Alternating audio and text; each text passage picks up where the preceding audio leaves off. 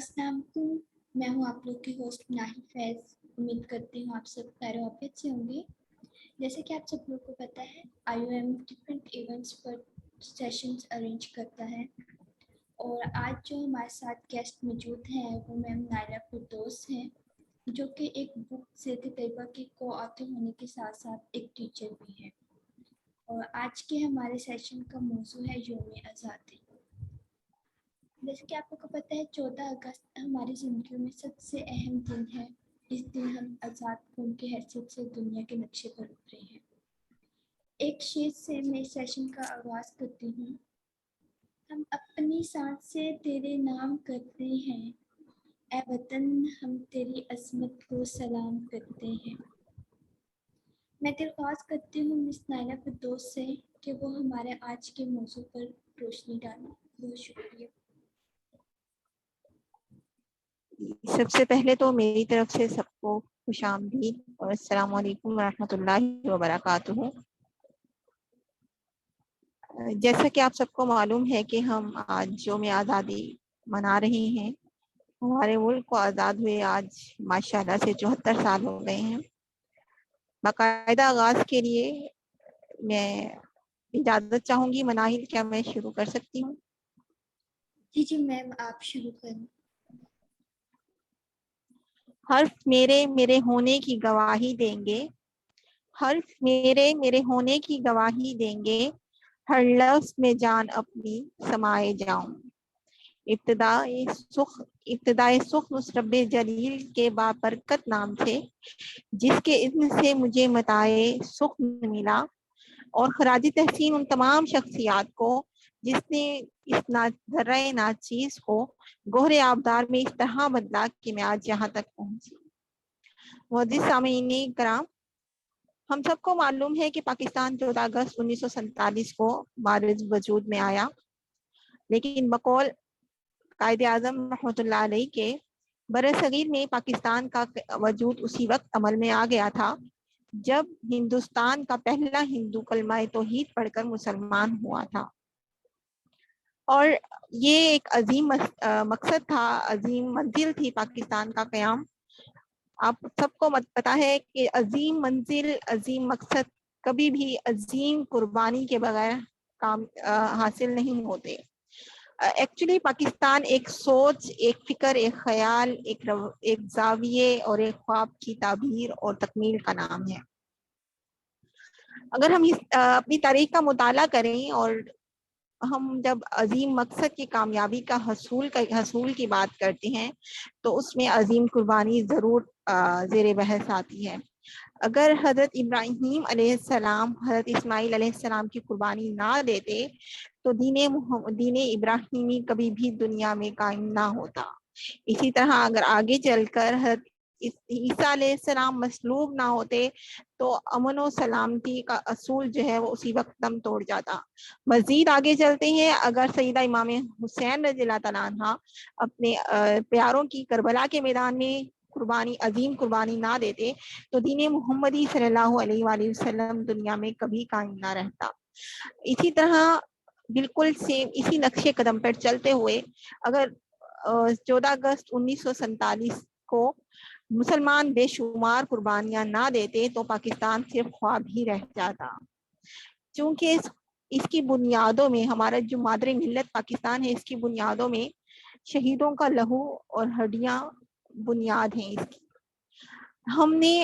सवाल ये है कि हमने पाकिस्तान हासिल कर लिया, हमारे आबा और अजदाद ने बड़ी बड़ी कुर्बानियां दे दी, हमने वो सब कुछ देख लिया जिसका हम ख्वाब देखते थे, लेकिन क्या हम सच में आज़ाद हैं? नहीं, हम अभी भी आज़ाद नहीं हैं।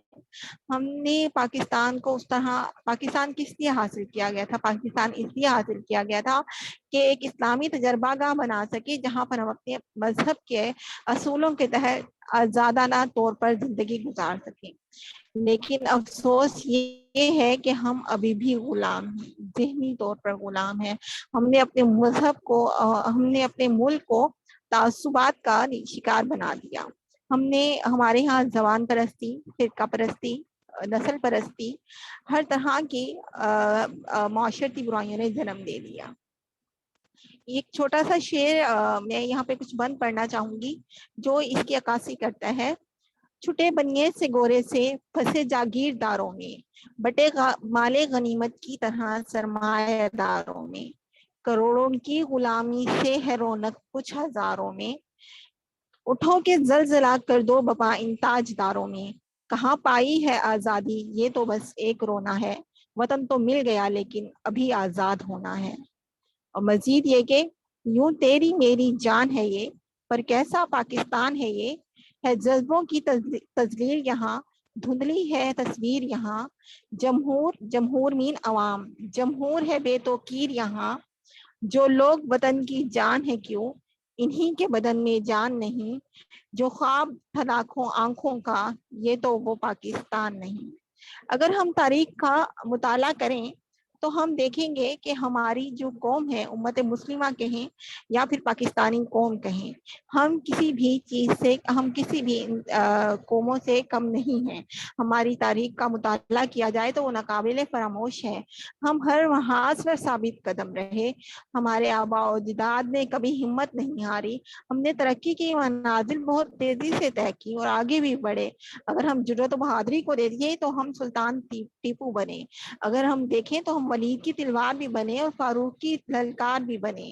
ہم شاعری میں گئے تو ہم شیرازی بنے, نغمہ گیری میں گئے تو ہم فردوسی بنے. ہم ساز بنے تو بلے شاہ, ہم سوز بنے تو وارث شاہ, ہم عقل بنے تو شاہ لطیف, ہم وسط بنے تو ہم رقص بنے, ہم سچل سر مست بنے. کرکٹ کے میدان میں دیکھیں تو ہم عمران خان بنے, اسکواش میں ہم جہانگیر بنے, تعلیم کے میدان میں سر سید احمد خان بنے, اور جب بات ملک کی حفاظت کی آئی تو ہم میجر عزیز بھٹی بنے اور میجر طفیل محمد بنے.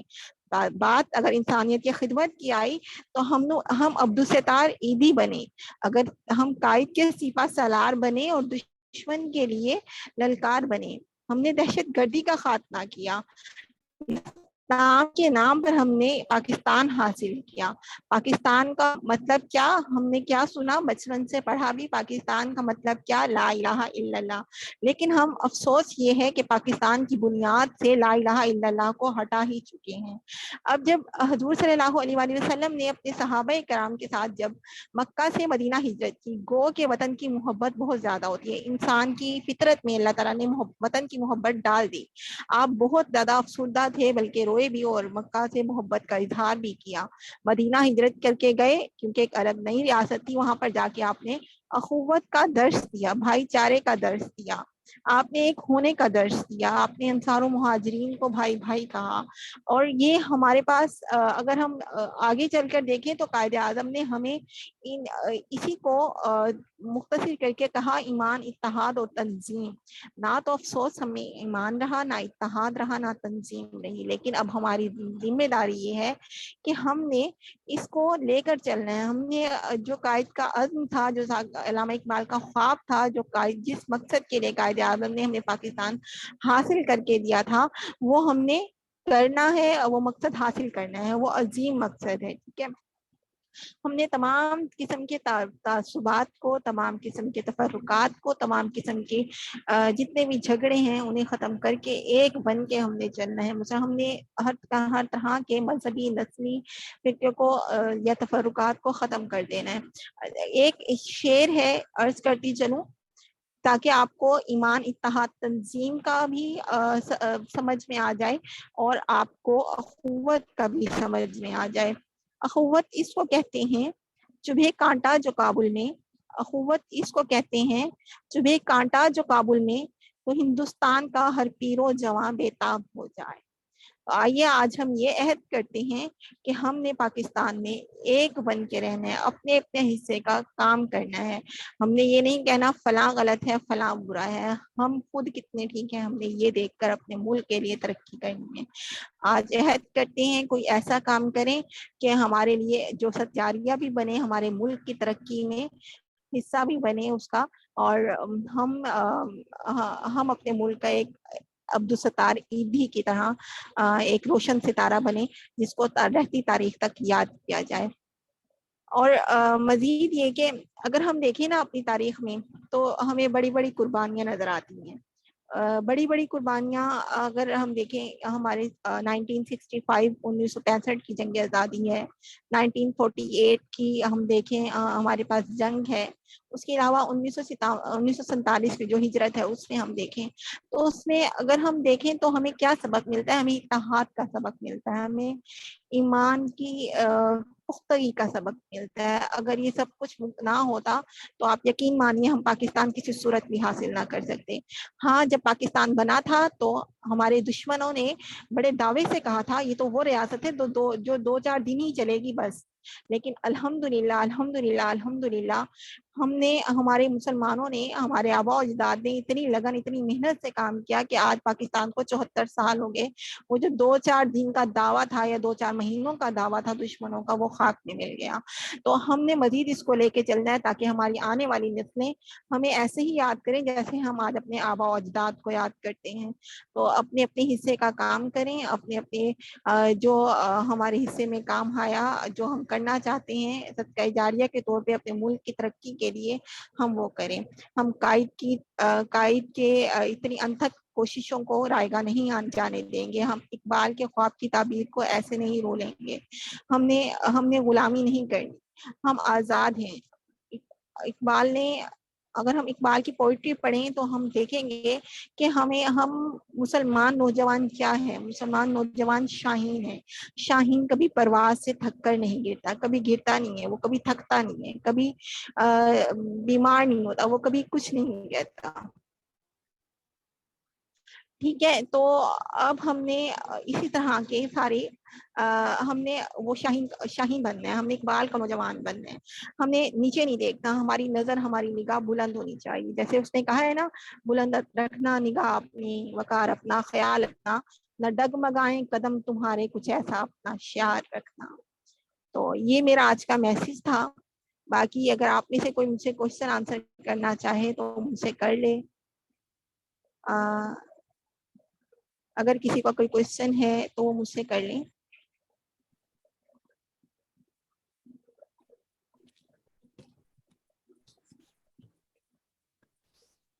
ہمیں یہ نہیں سوچنا چاہیے فرسٹ آف آل کام کرتے ہوئے کہ ہمیں کوئی مطلب اپنے ملک کے لیے اگر ہم کام کر رہے ہیں تو ہمیں کوئی اپریشیٹ کرے گا.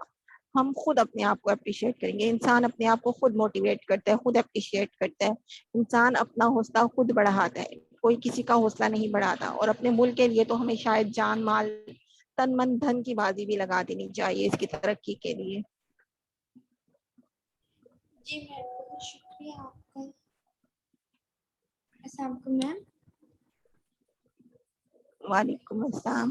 جی میم آپ کا بہت زیادہ شکریہ. آپ نے وقت نکالا ہماری ٹیم کے لیے، ہماری انسٹیٹیوشن کے لیے، اور آپ آئی، آپ نے بہت اچھی ہمیں اسپیچ دی اور لیسن بھی دیے.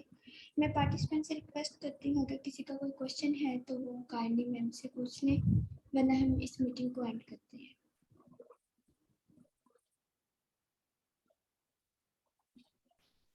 جی میم آئی تھنک سو پارٹیسپینٹ کا کوئی کوشچن نہیں ہے. اینڈ پہ اگر آپ کوئی میسج کنوے کرنا چاہتے جی میری ایک ریکویسٹ اینڈ پہ یہ ہے، جی میری ایک ریکویسٹ اینڈ پہ یہ ہے کہ اپنے حصے کا کام ضرور کیجیے گا.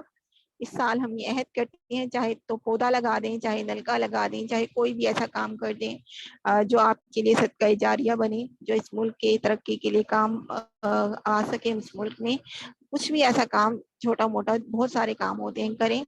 اور دوسری بات یہ کہ میں ہمیشہ سے اپنے لیکچر کے اینڈ پہ ایک ہی میسج دیتی ہوں، جہاں رہیں خوش رہیں، خوشیاں بانٹتے رہیں، خوشیاں سمیٹتے رہیں. اسی کا نام ہے زندگی. ہمت مت ہاریں. زندگی بہت عظیم ہے، اللہ تعالیٰ کی بہت بڑی نعمت ہے، اس کو خوشی خوشی گزاریں. اور اللہ تعالیٰ آپ سب کا حامی و ناصر ہے. بہت شکریہ. آمین. بہت شکریہ میم ایک دفعہ پھر سے. اوکے میم، اللہ حافظ. اللہ آپ کو بھی ہمیشہ خوش رکھے، صحت مند رکھے. اللہ حافظ ایوری ون.